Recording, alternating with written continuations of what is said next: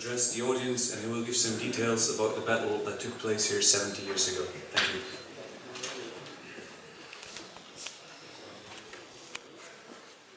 Honored veterans, Mayor Mays, aldermen and members of the Goesdorf Town Council, Your Excellency, Mrs. Alice Walpole, Ambassador to Her Majesty the Britannic Queen, Mr. Darren Orgler, representative of the Ambassador of the USA, Mr.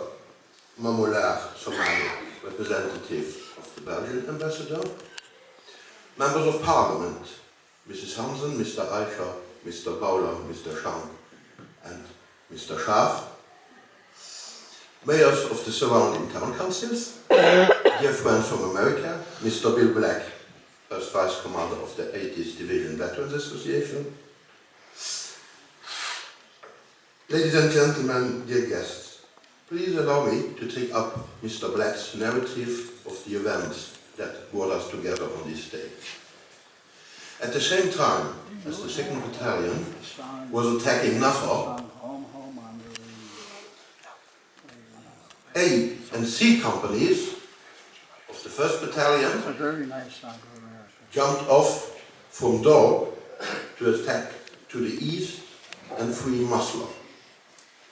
They advanced for about 1,000 yards when they were stopped by heavy machine gun fire from the wooded ridge that lay between them and their objective in Maslow.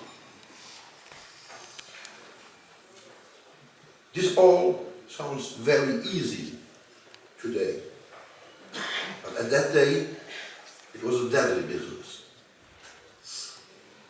The snow lay about 2 feet deep. The GIs were under constant shelling from the German artillery and were mowed down by small arms and machine gun fire. They had to pay a deadly price. Bill mentioned it, 161 casualties, 20 of whom were killed in action.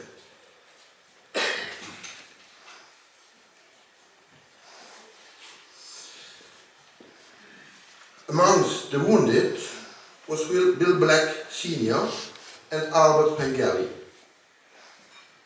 They received first aid in the cellar of the Dole Rectory next to the church. Both their sons are today amongst us. 2 days earlier, Mr. Ed Glovka, tank commander with the 702nd Tank Battalion, was severely wounded near Bocholt. He had received first medical treatment in the same first aid post. Mr. Glovka is amongst us today. On the same day, on the other side of the Swir River, in Toddler, Mr. Charlie Parker, with the 317th Infantry Regiment, was giving fire support to his comrades in arms of the 319th Regiment.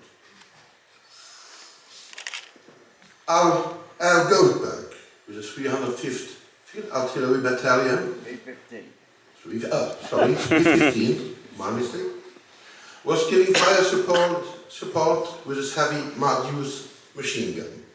Al is today amongst us. Bert March and Charlie Parker joined the 319th a few days later. Excuse me, I made a mistake. It was Bob Burroughs who was with the 317th in Tyler and gave us fire support. My mistake again. Bert and Charlie joined the 319th Regiment a few days later and helped liberate other villages in Luxembourg and carried on the fight into Germany to liberate all of Europe. To them and to all of their brothers in arms, we owe our eternal gratitude. So where does that leave us today on January 18, 2015? It leaves us with an obligation. An obligation that is defined quite accurately in the symbolism of the monument we inaugurated today.